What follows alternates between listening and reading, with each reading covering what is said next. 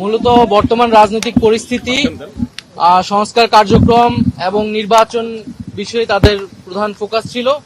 এছাড়াও দেশের সংখ্যালঘুরা তাদের নিরাপত্তা সহ বাংলাদেশের সামনের রাজনীতি কোন দিকে যাবে এবং আমাদের রাজনৈতিক দলের গঠন প্রক্রিয়া, সাংগঠনিক কার্যক্রম, আদর্শ ইত্যাদি বিষয়ে তাদের আগ্রহ ছিল। আমরা আমাদের জায়গা থেকে ব্যাখ্যা করেছি আমাদের রাজনৈতিক দল কোন প্রেক্ষিতে, কেন এবং কোন লক্ষ্য নিয়ে এগিয়ে যাচ্ছে। সংস্কার বিষয়ে আমরা যেই প্রস্তাবনাগুলো সংস্কার কমিশনে দিয়েছি সেটি আমরা বলেছি এবং আমরা আমাদের যে তিনটি দাবি, বিচার, সংস্কার এবং গণপরিষদ নির্বাচন, সেটি আমরা সুস্পষ্টভাবে বলেছি।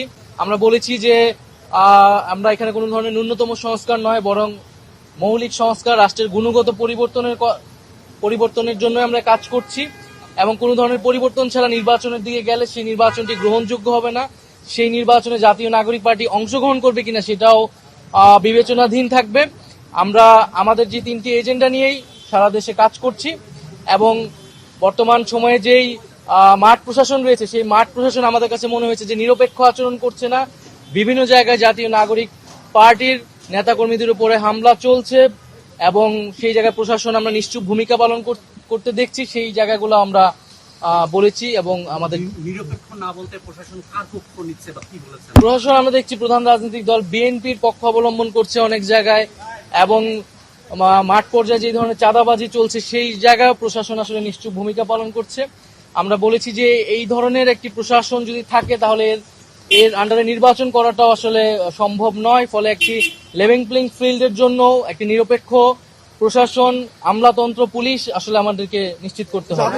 প্রধান উপদেষ্টা ডিসেম্বর থেকে জুন, আমরা প্রাথমিকভাবে সেটাকে সমর্থন করছি, কিন্তু নির্বাচনের আগে আমরা অবশ্যই কি কি কাজ করে আমরা নির্বাচনের দিকে যেতে হবে, দৃশ্যমান বিচারের রোডম্যাপ দেওয়া এবং সংস্কার অর্থাৎ জুলাই সনদ কার্যকর করা ইত্যাদি ছাড়া আসলে নির্বাচনের সময় নিয়ে আসলে কথা বলে কোনো লাভ নেই।